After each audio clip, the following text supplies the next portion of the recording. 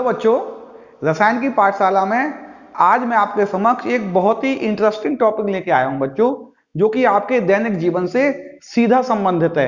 अभी तक हम हमारी चारों कॉलिगेटिव प्रॉपर्टी पढ़ चुके हैं बेटा, और मैं आशा कर रहा हूं मेरे सारे बच्चे उसको आसानी से समझ गए होंगे, उनके संबंधित समस्त न्यूमेरिकल आपको आ गए होंगे।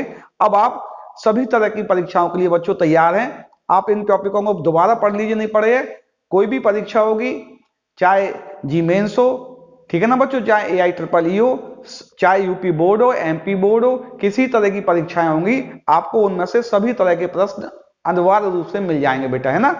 अब हम हमारे अणुसंख्यक गुणधर्मों के अनुप्रयोग पढ़ रहे हैं। क्या पढ़ रहे हैं बेटा? हमारे दैनिक जीवन में इन अणुसंख्यक गुणधर्मों के क्या क्या उपयोग हैं। हम अपने दैनिक जीवन में क्या क्या घटनाएं देखते हैं जिनमें इन अणुसंख्यक गुणधर्मों के प्रयोग भी होते हैं। तो पहले हम एक छोटा सा रिवीजन ले लें 2 मिनट का। हमने अणुसंख्यक गुणधर्मों में क्या पढ़ा था हमने बच्चों? हमने पढ़ा था यदि शुद्ध विलायक है, क्या है बच्चों? शुद्ध विलायक है। इस शुद्ध विलायक में यदि हम अवाष्पशील विलेय मिला दें, क्या मिला दें बच्चों? अवाष्पशील विलेय मिला दें। अब जो विलयन बनेगा इससे एक विलयन बन जाएगा। उसका जो वाष्प दाब है, विलयन का जो वाष्प दाब है वो कम हो जाएगा। कैसे हो जाएगा बच्चों? विलयन का वाष्प दाब कम हो जाएगा। इस वाष्प दाब में कमी के कारण उसका जो क्वथनांक है, क्या बच्चों? उसका क्वथनांक कैसा हो जाएगा? उच्च हो जाएगा, और उसका हिमांक निम्न हो जाएगा। ये हम बात जान चुके थे बेटा, है ना। क्या? यदि शुद्ध विलायक में कोई अवाष्पशील विलेय मिला दिया जाए, यानी शुद्ध विलायक का वाष्प दाब यदि हम P0 मान लें, तो ये जो विलयन है, विलयन इसका वाष्प दाब यदि हम P मान लें, इसका वाष्प दाब कुछ कम हो जाएगा, P0 माइनस P हो जाएगा। कितना हो जाएगा बच्चों? P0 माइनस P हो जाएगा, और इसका क्वथनांक बढ़ जाएगा, यानी इससे क्या होगा? ये क्वथनांक के समानुपाती होगा, क्वथनांक उन्नयन के समानुपाती हो जाएगा, और इससे हिमांक में अवनमन हो जाएगा। ये हम बात जान चुके थे बेटा, है ना। अवाष्पशील विलेय सारा सभी प्रकार की ये खलनायक की भूमिका इसमें कौन निभा रहा है बच्चों? अवाष्पशील विलेय। ये सारी प्रक्रियाएं कर रहा है, सब कुछ परिवर्तन जो कर रहा है बेटा, ये अवाष्पशील विलेय कर रहा है। ये आ गया कहीं से, ये सब कुछ घटनाएं कर रहा है बेटा, है ना। इसका बहुत रोल होने वाला है अभी। दूसरी बात हमने एक और पढ़ा था बच्चों, हमने देखा था ठोस अवस्था, द्रव अवस्था और गैस अवस्था, पदार्थ की जो 3 अवस्थाएं थी, इनसे यदि एक दूसरे में जाना है, इनके वाष्प दाब देखे हमने। क्या देखे बच्चों? वाष्प दाब, सबके वाष्प दाब देखे यदि हमने, किस किस के? वाष्प दाब और गैस का वाष्प दाब। जब हमें हमारे विलयन को द्रव से गैस में बदलना था, जब यहां से यहां जाना था, तो बीच में हमारी एक बाधा थी, वो बाधा थी वायुमंडलीय दाब। क्या थी बच्चों? वायुमंडलीय दाब। अर्थात जब द्रव से गैस में जाना है, तो द्रव से गैस में जाने के लिए हमारे द्रव की वाष्प दाब को वायुमंडलीय दाब से होकर गुजरना पड़ेगा। जब ये वायुमंडलीय दाब को पार करेगा, तभी यह गैसीय अवस्था में आएगा। इस वायुमंडलीय दाब तक जाने में जो भी तापमान लगेगा, वह तापमान क्वथनांक कहलाएगा। अर्थात द्रव की वाष्प दाब और को कहां तक पहुंचना है? वायुमंडलीय दाब तक पहुंचना है। अर्थात वायुमंडलीय दाब तक पहुंचने के लिए जो भी ताप लगेगा, वह इसका क्वथनांक कहलाएगा। ठीक है ना, ये भी हम पढ़ चुके थे। यानी क्वथनांक क्या हो गया बच्चों? क्वथनांक जो हो गया, क्वथनांक पर क्या होगा? द्रव का वाष्प दाब किसके बराबर होगा? वायुमंडलीय दाब के। क्वथनांक पर द्रव का वाष्प दाब वायुमंडलीय दाब के बराबर होगा। ठीक स्थिति यहां थी। यदि द्रव से ठोस में जाना है, तो द्रव का वाष्प दाब ठोस के वाष्प दाब के बराबर होना चाहिए था। यह वाष्प दाब जिस तापमान पर बराबर होगा, वह तापमान इसका हिमांक कहलाया था। अर्थात हिमांक पर क्या होगा, जो हिमांक था, हिमांक पर द्रव का वाष्प दाब, द्रव का वाष्प दाब किसके बराबर था, ठोस के वाष्प दाब के, ठोस के वाष्प दाब के। जिस तापमान पर होगा हिमांक वह ताप है जिस पर इन दोनों वाष्प दाब कैसे होंगे, बराबर होंगे। एक बात हमने और भी देखी थी बच्चों, यहां लिख दे रहा है, वहां और क्वेश्चन करेंगे। यदि 2 विलयन जिनकी सांद्रता C1 C2 है और उनको एक SPM से सेपरेट कर दें, ये C1 सांद्रता का विलयन, ये C2 सांद्रता का विलयन है, इन दोनों के बीच में क्या लगाइए बच्चों, SPM लगाइए, तो सॉल्वेंट यहां से यहां भी जाएगा और यहां से यहां जाएगा। कौन जाएगा बच्चों, विलायक। लेकिन जो नेट मूवमेंट आएगा बच्चों, net movement of solvent, solvent का जो टोटल मूवमेंट आएगा वो आएगा निम्न सांद्रता वाले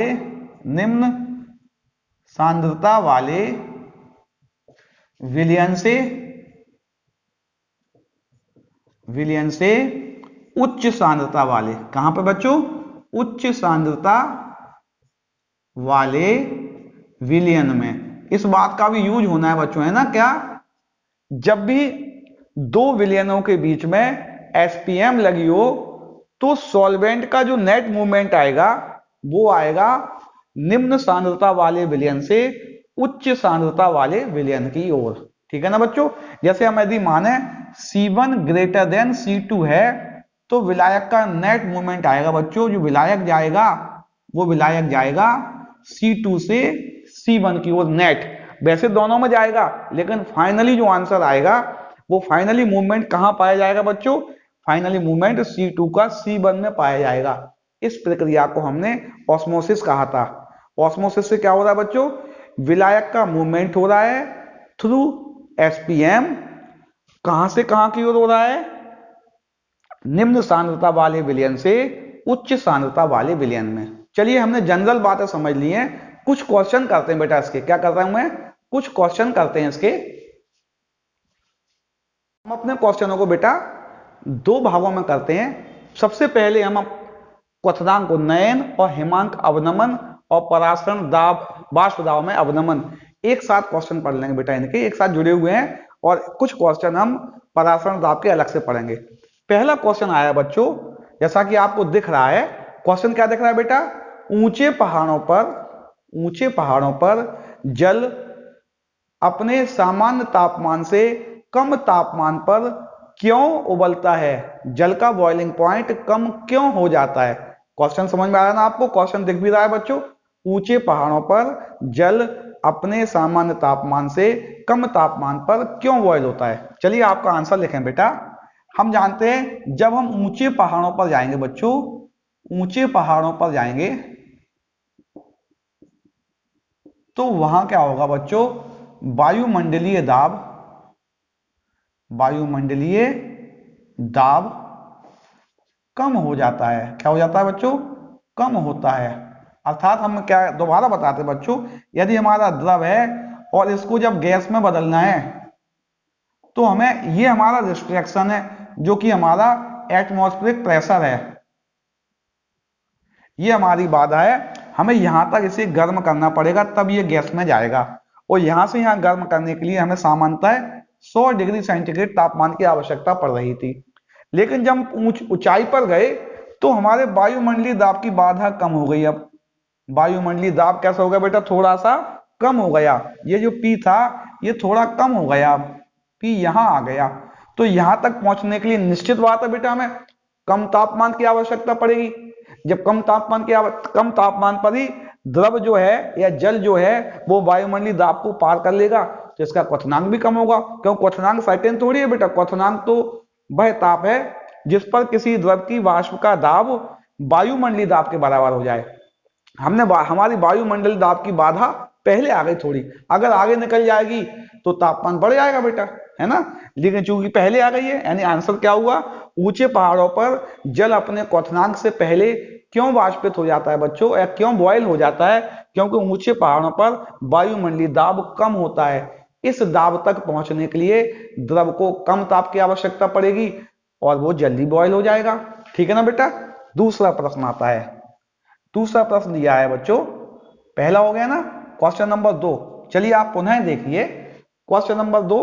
क्वेश्चन नंबर 2 दिया है कि जो कार रेडिएटर है, क्या करूं बच्चों में, जो कार रेडिएटर है, कार रेडिएटर, इसका क्वेश्चन दिया है। देखिए आपको क्वेश्चन दिख रहा है कि जो कार रेडिएटर है, कार रेडिएटर में हम इथिलीन ग्लाइकोल का यूज क्यों करते हैं? उन स्थानों पर जो स्थान बहुत ठंडे हैं, जिनका तापमान हो सकता है -2 और -3 डिग्री सेंटीग्रेड है, वहां हम कार के रेडिएटर में इथिलीन ग्लाइकोल, किसका बच्चों, इथिलीन ग्लाइकोल CH2OH, CH2OH इसका फॉर्मूला होता है बच्चों, इथिलीन ग्लाइकोल का उपयोग क्यों करते हैं?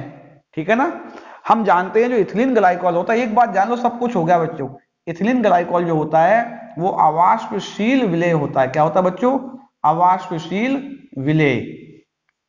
सामान्यतः क्या होता है बेटा, जो कार का रेडिएटर है उसको ठंडा रखने के लिए, मतलब या उसको सुचारू रूप से चलाने के लिए उसमें हम पानी का यूज करते हैं। किसको यूज करते हैं बेटा? पानी का यूज करते हैं उसमें हम।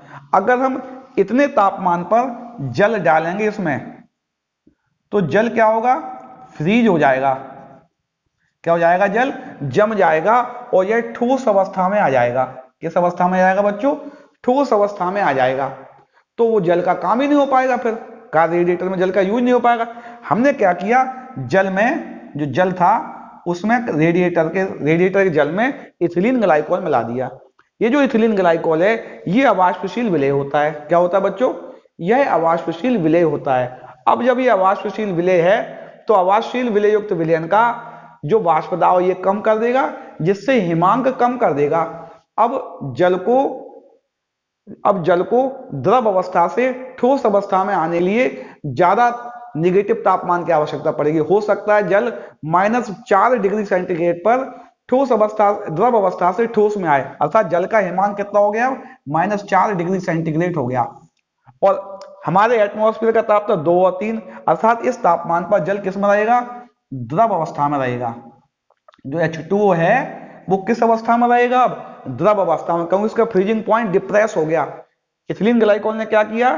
फ्रीजिंग पॉइंट को कम कर दिया, और फ्रीजिंग पॉइंट कम होने के कारण कार रेडिएटर में हम जल को आसानी से यूज कर लेंगे बेटा। यानी दूसरा प्रश्न था कि जो कार रेडिएटर है उसमें इथिलीन ग्लाइकोल को ठंडे प्रदेशों में क्यों यूज करते हैं? क्योंकि यह एक एंटी फ्रीज का काम करता है। किसका काम करता है बच्चों? Anti freeze.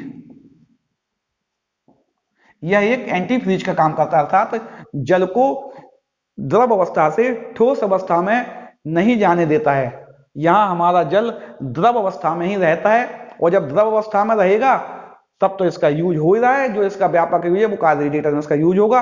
एक क्वेश्चन और है बच्चों, यही कर लेते हैं क्योंकि इससे संबंधित क्वेश्चन है, तीसरा क्वेश्चन है। या इसको मिटा दें, पहले मिटा देना बेटा, मिटाने के बाद करते हैं अच्छा क्वेश्चन। चलिए एक प्रश्न और करते हैं बेटा। प्रश्न है बच्चों, प्रश्न ये है कि जब हम ऐसे स्थानों पर जाते हैं जहां बहुत अधिक ठंडक होती है, बहुत -, डिग्री सेंटीग्रेड तापमान होता है, वहां सड़कों के किनारे बर्फ जम जाता है। क्या जम जाता है बच्चों? सड़कों के किनारे बर्फ डिपॉजिट हो जाता है, अर्थात रोड पर जो जमी हुई जो बर्फ है, आइस है, उसको साफ करने के लिए, किसको बच्चों? जो बर्फ है उसको साफ करने के लिए, बर्फ को साफ करने के लिए या हटाने के लिए, किसको साफ करने के लिए या हटाने के लिए जिन स्थानों पर बर्फ जमा हुआ है वहां NaCl की छिड़काव कर देते हैं। क्या कर देते हैं बच्चों? NaCl का छिड़काव कर देते हैं। कहां पे? जिन स्थानों पर बर्फ जमा हुआ है उन स्थानों का बर्फ हटाने के लिए वहां NaCl का स्प्रिंकलिंग कर देते हैं, NaCl का छिड़काव कर देते हैं। क्यों? ठीक है ना बेटा क्वेश्चन। क्योंकि जब बर्फ होगा तो यह जल की ठोस अवस्था होती है। कैसी होती है बच्चों? यह जल की ठोस अवस्था होती है। यहां जल पूरे सड़कों पर जमा रहेगा और सड़कों पे आवागमन बहुत कठिन हो जाएगा। लेकिन जैसे ही हमने इस पे नमक की स्प्रिंकलिंग की, नमक होता है बच्चों अवाष्पशील विलेय, और जैसे ही बर्फ के ऊपर अवाष्पशील विलेय आया, इसने तुरंत इसका हिमांक कम कर दिया। अर्थात यहां जहां बर्फ जमा हुआ था, यहां तापमान -3 डिग्री सेंटीग्रेड था। क्योंकि जल का क्वथनांक 0 डिग्री सेंटीग्रेड, जल का हिमांक 0 डिग्री सेंटीग्रेड होता है, तो यहां पे यह ठोस रहा होगा। लेकिन जैसे ही इसमें हमने NaCl मिलाया, जैसे ही हमने इसमें NaCl की स्प्रिंकलिंग की, इसके हिमांक में अवनमन हो गया। क्या हो गया बच्चों? हिमांक में अवनमन हो गया। जब हिमांक में अवनमन हो गया, अब इसका हिमांक हो गया -4 डिग्री सेंटीग्रेड। अभी 0 डिग्री सेंटीग्रेड था, अब -4 हो गया, और हमारे वातावरण का ताप है -3 डिग्री सेंटीग्रेड। तो यहां जल कैसा रहेगा बच्चों? जल द्रव अवस्था में आ जाएगा। जल कैसा आ जाएगा बच्चों?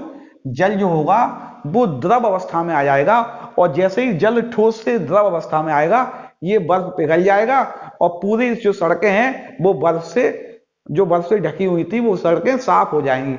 तो क्वेश्चन आता है, जहां ठंडे प्रदेश होते हैं, जहां का तापमान माइनस में होता है, वहां रोडों के किनारे जमी हुई बर्फ को हटाने के लिए नमक का छिड़काव करते हैं। क्यों? क्योंकि हम कहेंगे यहाँ पे नमक एक अवाष्पशील विलेय का काम करता है। यह अवाष्पशील विलेय जो जल है, जल के हिमांक को डिप्रेस कर देता है। अब जल 0 की जगह -4 और -5 पर फ्रीज होगा, और वहां का तापमान चूंकि 2 या 3 होगा। जब 2 या 3 होगा तो जल द्रव अवस्था में रहेगा, अर्थात इसकी अवस्था तुरंत बदल जाएगी, ठोस से यह द्रव में बदल जाएगा, और यह पिघलकर रोडों से हट जाएगा। ठीक है ना बेटा? एक क्वेश्चन और भी आता है बच्चों, यदि हमने NaCl का जलीय विलयन लिया। क्या लिया बच्चों? NaCl का जलीय विलयन। NaCl का जलीय विलयन लिया बेटा, ये क्या होता है? ये जो जल से H2O से निम्न ताप पर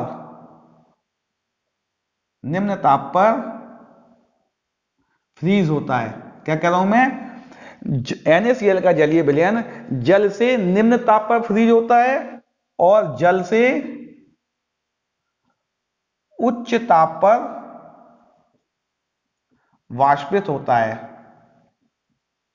अर्थात इसका फ्रीजिंग पॉइंट जल से कम होता है, और इसका बॉइलिंग पॉइंट जल से ज्यादा होता है। क्यों? क्वेश्चन ये भी बनता है बच्चों, है ना? क्या कह रहा है? NaCl के जलीय विलयन का हिमांक जल से कम होता है, और क्वथनांक जल से ज्यादा होता है। क्यों? आपका जवाब बिल्कुल सामान्य बच्चों। जब हम शुद्ध जल में NaCl मिलाएंगे, जो अवाष्पशील विलेय का काम करेगा, तो इसके वाष्प दाब में कमी कर देगा। वाष्प दाब में कमी होने के कारण इस विलयन के क्वथनांक में वृद्धि हो जाएगी, और हिमांक में कमी हो जाएगी बेटा, है ना? अब ये 4 प्रश्न आपके हो गए हैं, जो कि हिमांक अवनमन और क्वथनांक उन्नयन और वाष्प दाब में अवनमन के थे। 1-2 प्रश्न बच्चों पराशरण दाब के भी करवा देते हैं। इसमें से कोई बात नोट करना तो नोट कर लीजिए आप। ये पराशरण के कुछ उपयोग देखते हैं बच्चों। पराशरण के 2 उपयोग आते हैं, एक तो आता है स्वेल, और एक आता है श्रिंक, यानी कि फूल जाती है। क्वेश्चन आता है फूलना और सिकुड़ना। फूलना और सिकुड़ना, ये आप स्वेल और श्रिंक, फूलना और सिकुड़ना, यानी कुछ वस्तुएं किसी निश्चित विलयन में जाने पर फूल जाती हैं, और कुछ वस्तुएं सिकुड़ जाती हैं। क्यों? सबके लिए बात हो रही है बेटा, 2-3 उदाहरण दे देंगे। इसका आंसर यहां छुपा हुआ है बच्चों। जब भी 2 विलयनों को आपस में मिलाएंगे, उनमें अगर SPM है, तो 2 ऐसे पदार्थ जिनमें SPM है किसी न किसी एक में, तो उनमें विलायक के पार्टिकल मूवमेंट करने लगेंगे बेटा, और दोनों तरफ जाएंगे। लेकिन नेट मूवमेंट जो होगा वो कम सांद्रता वाले विलयन से अधिक सांद्रता वाले विलयन में होगा। क्या करूं बच्चों में? कम सांद्रता वाले विलयन से अधिक सांद्रता वाले विलयन में होगा। इसी मूवमेंट के कारण वस्तुएं या तो फूल जाएंगी या सिकुड़ जाएंगी। किसी के अंदर से पदार्थ निकलेगा तो वह सिकुड़ जाएगा, और किसी के अंदर पदार्थ आएगा तो वह फूल जाएगा। जैसे क्वेश्चन है, एक ऑब्जेक्ट ए है, कोई भी ऑब्जेक्ट ए है, माना एक ऑब्जेक्ट ए है, ये ऑब्जेक्ट ए है और इसको दो अलग अलग विलयनों में डाला गया। क्या कह रहा हूं मैं, इसको दो अलग अलग विलयनों में डाला गया, इस ए को दो विलयनों में डाला गया। जो पहला विलयन था, फाइनली इसका ऑब्जेक्ट जो होगा बेटा, वह ऑब्जेक्ट सिकुड़ गया। क्या हो गया बच्चों, ए सिकुड़ गया। और जो बी था, जब इसको बी में डाला तो यह फूल गया। क्या हो गया बच्चों, ये फूल गया। क्वेश्चन समझना बच्चों, बिल्कुल सामान्य क्वेश्चन है। ये ए ऑब्जेक्ट था, इसको दो अलग अलग विलयनों में डाला, इसकी सांद्रता C1 है, इसकी सांद्रता C2 है, ये भी C1 है और ये सांद्रता C2 है। ठीक है नहीं, तो जो सिकुड़ा है, ये सिकुड़ा है, इसका अर्थात इसका मूवमेंट यहां रहा होगा।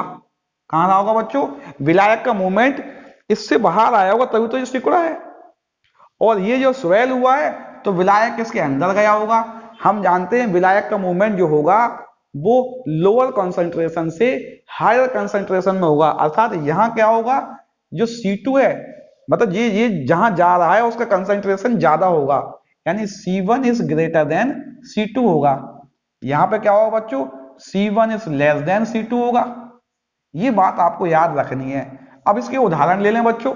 यदि ए को हम मान ले, जो ए है, हमने मान लिया ए है मेवा, ए है किशमिश है मान लो,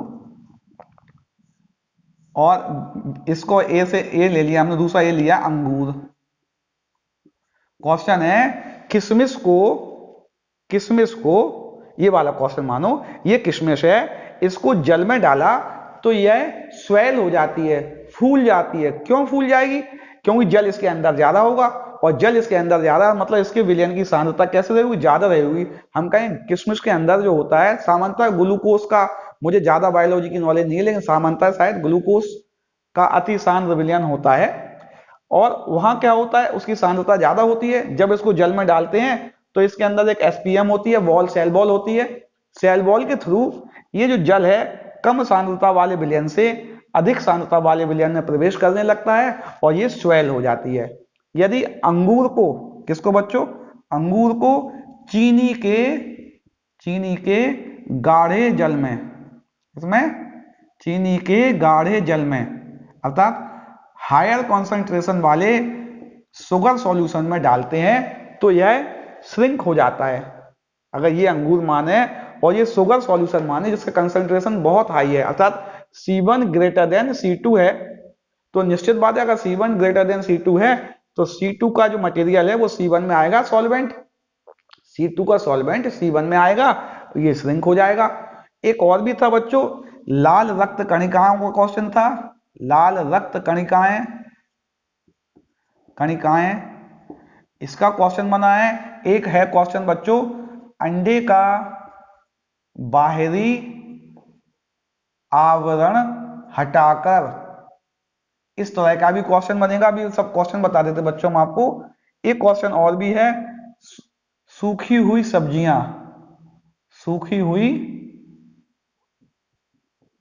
सब्जियां या ड्राई फ्रूट यानी मेवा। चलिए क्वेश्चन क्या क्या बनेंगे बेटा, सबके आंसर एक ही हैं, क्वेश्चन है, लाल रक्त कणिकाओं को जल में डालने पर वह स्वेल हो जाती हैं, क्यों वह स्वेल हो जाती हैं। अगर वो स्वेल हो रही हैं तो विलायक उनके अंदर आ रहा है, और विलायक का जहां डायरेक्शन होगा बच्चों, विलायक का जो डायरेक्शन, जिस साइड वो जा रहा होगा उसका कॉन्सेंट्रेशन ज्यादा होगा। यानी स्वेल हो रही है तो लाल रक्त कणिकाओं के अंदर जो फ्लूइड होगा, जो भी इसके अंदर फ्लूइड होगा, उस फ्लूइड का कंसंट्रेशन जो जल है, जल से ज्यादा रहा होगा। और इनकी जो सेल वॉल होती है वो मेम्ब्रेन का काम करती है, सेल वॉल वो मेम्ब्रेन का काम करती है। उस मेम्ब्रेन के थ्रू ऑस्मोसिस प्रोसेस के द्वारा बाहर का जो वाटर है अंदर प्रवेश करने लगता है, जिससे लाल रक्त कणिकाएं फूल जाती हैं। ठीक है ना बेटा, यानी लाल रक्त कणिकाओं में क्या हो गया, स्वेल क्यों हो गई है, अंदर का सॉल्यूशन अधिक सांद्र था, वाटर के कम सांद्रता वाले कण इसके अंदर प्रवेश कर गए। एक क्वेश्चन और भी आता है, अंडे का बाहरी आवरण हटाकर इसको नमक के सांद्र विलयन में डालने पर यह श्रिंक हो जाता है, सिकुड़ जाता है। क्यों क्यों सिकुड़ जाएगा बच्चों? क्योंकि सिकुड़ रहा है, इसका मतलब इससे अंदर का जो मटेरियल है, अंदर का सॉल्यूशन है, उसकी सांद्रता कम रही होगी और उससे विलायक के कण अधिक सांद्रता वाले नमक के विलयन में आ रहे हैं, जिससे यह सिकुड़ रहा है। इसको यदि जल में डालते हैं तो यह स्वेल हो जाता है। क्योंकि स्वेल हो रहा है यानी विलायक के कण इसकी अंडे की जो सेल बॉल है, एसपीएम का काम कर रही है, जो उसके थ्रू अंडे के अंदर का है और वह स्वेल हो गया। यही प्रश्न इसका है बच्चों। सूखी हुई सब्जियां जो होती हैं या मेवा जो होता है, इसको यदि हम जल में डालते हैं तो वह फूल जाती हैं, या मेवा भी फूल जाता है, यानी स्वेल हो जाता है। स्वेल हो रहा है मतलब वाटर इसके अंदर गया है, इनकी कोशिका भित्ति यानी सेल मेम्ब्रेन के थ्रू इसके अंदर गया है। यानी अंदर जाने का मतलब, चूंकि वाटर का डायरेक्शन अंदर की ओर है, तो अंदर के विलयन की सांद्रता जल से ज्यादा रही होगी, जिससे इसकी सेल मेम्ब्रेन के थ्रू जल इनके अंदर गया और यह स्वेल हो गई, या यह फूल कर अपनी मूल अवस्था में आ गई सब्जियां। ये क्वेश्चन बेटा आपको समझ में आ रहा है ना? लाल रक्त कणिकाएं क्या हो गई हैं? लाल रक्त कणिकाएं कैसे हो जाती हैं? फूल जाती हैं, फूल जाती हैं। अर्थात क्या रहा होगा, जो आरबीसीज होंगी इनके अंदर वाटर जाएगा। क्या होगा? इनके अंदर वाटर जाएगा। यहां वाटर जा रहा है यानी क्या होगा? C1 ग्रेटर देन C2 होगा। ये C2 है और ये C1 है। अच्छा, अंडे का बाहरी आवरण हटाया, इसको NaCl के सॉल्यूशन में डाला। NaCl में डालने पर ये क्या हो रहा है? सिकुड़ रहा है, श्रिंक हो रहा है, सिकुड़ रहा है। सिकुड़ रहा है इसका मतलब क्या हुआ? जब इसको हमने अंडे को NaCl के सॉल्यूशन में डाला और ये सिकुड़ रहा है, इसका मतलब ये हुआ ये जो अंडा था इसका सॉल्यूशन यहां आया, ये सिकुड़ रहा है ना। यदि ये C1 है और ये C2 है तो C2 की वैल्यू ज्यादा होगी C1 से। क्या होगी बच्चों? C2 की वैल्यू ज्यादा होगी। C2 is greater than C1 रहा होगा, तभी तो C1 से वाटर का पार्टिकल्स NaCl में आए। यदि अंडे को जल में डाला और यह फूल रहा है, यदि यह C1 है और जल की सांद्रता C2 है, तो निश्चित बात है बच्चों, वाटर यहां से यहां जा रहा है, अर्थात C1 ग्रेटर देन C2 रहा होगा। यदि सूखी हुई फल मेवा को किस में डाला? जल में डाला और वह फूल गई। क्या हुई बच्चों? फूल गई। फूल गई मतलब वाटर इसके अंदर आ गया, वाटर इनके अंदर पहुंच गया। क्योंकि डायरेक्शन ये है, यदि ये C1 और C2 है तो C1 ग्रेटर देन C2 रहा होगा। यानी कि जिसकी सांद्रता ज्यादा, विलायक के कण उसके अंदर मूवमेंट करेंगे। यदि मूवमेंट वस्तु से बाहर की ओर हो रहा है तो वस्तु सिकुड़ जाएगी, और यदि उसके अंदर हो रहा है तो वह स्वेल हो जाएगी। ये क्वेश्चन आपको समझ में आ रहा है ना बेटा? एक प्रश्न और कर लेते हैं जो बहुत महत्वपूर्ण प्रश्न है बेटा, आपके दैनिक जीवन में व्यापक उपयोग है, इसको मिटा दें पहले, ठीक है ना? चलिए एक क्वेश्चन और कर लेते हैं बच्चों। हम जानते हैं जब भी कोई पेशेंट हॉस्पिटल में हॉस्पिटलाइज होता है, उसे सामान्यतः जो NS होता है और DNS होता है, इनकी ड्रिप चढ़ाई जाती है। बॉटल जो होती है उसकी ड्रिप चढ़ाई जाती है। इसमें जो सॉल्यूशन होता है बेटा, ये नॉर्मल सलाइन है, नॉर्मल सलाइन है। इसमें डेक्सट्रोस और आता है। क्या आ जाता है बच्चों? ग्लूकोज का ही एक आइसोमर है डेक्सट्रोस, उससे वो सैलाइन होता है। जो नॉर्मल सैलाइन होता है बच्चों, वो 0.91% NaCl का सॉल्यूशन होता है। कौन होता है बच्चों?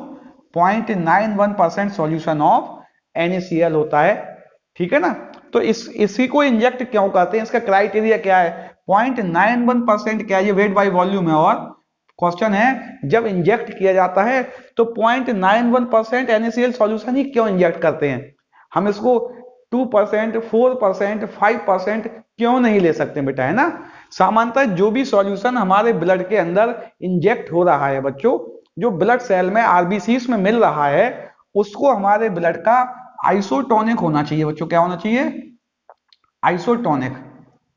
उसको हमारे ब्लड का आइसोटोनिक होना चाहिए ऑफ ब्लड। हमारे ब्लड का जो हमारा रक्त है उसका समपराशरी होना चाहिए। अर्थात ये जो इंजेक्ट किया हुआ सॉल्यूशन है, इसका परासरण दाब हमारे रक्त के परासरण दाब के समान रहा होगा बच्चों। कैसा रहा होगा? ये जो इसका जो ऑस्मोटिक प्रेशर है, इसका ऑस्मोटिक प्रेशर हमारे ब्लड के ऑस्मोटिक प्रेशर के इक्वल रहा होगा। क्या रहा होगा बच्चों? इक्वल रहा होगा, जिससे यह सॉल्यूशन आपस में मिल गए होंगे। यदि कम और अधिक होता बच्चों तो हमारी आरबीसीज जो थी वो या तो फूल जाती या सिकुड़ जाती, जिससे बहुत अधिक कष्टदायक था, जो हमारी ह्यूमन बॉडीज के लिए बहुत अधिक कष्टदायक था।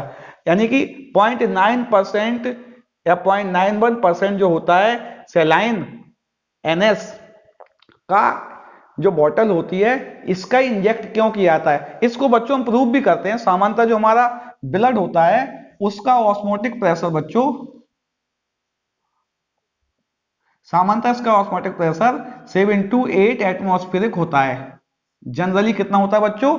7 to 8 इसके बीच में हमारा ब्लड प्रेशर होता है। क्या इस विलयन का ऑस्मोटिक प्रेशर इतना है? चलिए इस बात को प्रूव करते हैं बच्चों हम। एक क्वेश्चन ही बन गया। ये 0.91% NaCl सॉल्यूशन है। क्या है बच्चों? Weight by volume. इसके लिए पाई फाइंड करना है और नॉर्मल टेम्परेचर होता है 27 नहीं 25 डिग्री सेंटीग्रेड। कितना होता है बच्चों? 25 डिग्री सेंटीग्रेड नॉर्मल टेम्परेचर होता है। चलिए हम जानते हैं पाई इक्वल टू होता है WB अपॉन NV, MB लिखते हैं बच्चों, MB RT इंटू V। ये हम जानते हैं वॉल्यूम लीटर में लेना है। इसका मतलब क्या होता है? इसका मतलब 0.91 ग्राम NaCl 100 ml वाटर में प्रेजेंट है। ये हम पहले बता चुके ना बेटा, 0.91 ग्राम NaCl 100 ml वाटर में प्रेजेंट है। तो वाटर का वॉल्यूम लीटर में लेंगे तो 0.1 लीटर आएगा। डायरेक्ट वैल्यू रख रहे हैं बेटा हम। क्या हुआ? WB दिया है 0.91। अच्छा MB, NaCl का MB निकालेंगे। Na का होता है 23 और Cl का होता है 35.5, यानी आएगा बच्चों 58.5, यानी इसकी वैल्यू हो गई 58.5 इंटू R 0.082 और T हो गया 298 केल्विन में हो गया ना ये, डिवाइडेड बाई V.1 है। जब बच्चों इसको आप सॉल्व करोगे, जब सॉल्व करोगे इसका आंसर आप देखना अप्रोक्स 8 आएगा। कितना आंसर आएगा बच्चों? अप्रोक्स 8 आएगा। अर्थात ये जो इंजेक्ट किया सॉल्यूशन है इसका ऑस्मोटिक प्रेशर हमारे ब्लड के ऑस्मोटिक प्रेशर के नियरली होगा या सेम होगा, अर्थात ये इसके आइसोटोनिक होगा, जिससे हमारे ब्लड सेल में ये आसानी से मिल जाएगा और हमारी ब्लड सेल ना तो स्वेल होंगी ना श्रिंक होंगी। क्योंकि अगर इसका ऑस्मोटिक प्रेशर हमारी ब्लड सेल से कम होता है ना, कम होता तो वो श्रिंक हो जाती और ज्यादा होता वो स्वेल हो जाती। ठीक है ना? लेकिन ये सेम है, आइसोटोनिक है, इसलिए स्वेल और श्रिंक नहीं होंगी, जिससे हमारे शरीर को बहुत बड़ा नुकसान बच जाएगा। इसी क्रम में बच्चों डीएनएस जो होता है, ये वाला जो डीएनएस होता है इसमें 5% होता है बच्चों डेक्सट्रोस और 0.91% होता है NaCl। डेक्सट्रोस यानी होता है ग्लूकोज का आइसोमर। इसका मॉलिक्यूलर मास 180 होता है। इस क्वेश्चन को भी आप करके देखना बेटा, इसका ऑस्मोटिक प्रेशर भी नियर अबाउट यही आएगा। तो ये क्वेश्चन और बन गया। क्या बन गया? जो भी सॉल्यूशन इंजेक्ट कर रहे हैं ड्रिप के रूप में, जो बोतल लगाते हैं, कौन सी? नॉर्मल सेलाइन और डेक्सट्रोस युक्त सेलाइन जो लगाते हैं, उनका ऑस्मोटिक प्रेशर हमारे ब्लड के ऑस्मोटिक प्रेशर के बराबर क्यों होना चाहिए? क्योंकि अगर ये इसके आइसोटोनिक होगा तो हमारे ब्लड में आसानी से मिल जाएगा, जिससे हमारी आरबीसीज जो हैं जिनके थ्रू ये जा रहा है वो ना स्वेल होंगी ना श्रिंक होंगी, जिससे शरीर को बहुत बड़ा नुकसान बच जाएगा। मैं आशा कर रहा हूं ये सभी क्वेश्चन आपको समझ में आ रहे होंगे। अगले कालांश में एक बहुत महत्वपूर्ण गुण, जो सारे कोलिगेटिव प्रॉपर्टी बड़ी हैं, इनसे जुड़ा हुआ महत्वपूर्ण गुण वांट हाफ फैक्टर, जो कि जिसके प्रश्न आपकी सभी तरह की परीक्षाओं में सबसे ज्यादा आते हैं बेटा। सबसे ज्यादा आने वाला टॉपिक वांट हाफ फैक्टर के बारे में चर्चा करेंगे। तब तक आप इन प्रश्नों को नोट कर लीजिए बच्चों। कोई समस्या होती है तो व्हाट्सएप या यूट्यूब के माध्यम से आप मैसेज भी कर सकते हैं।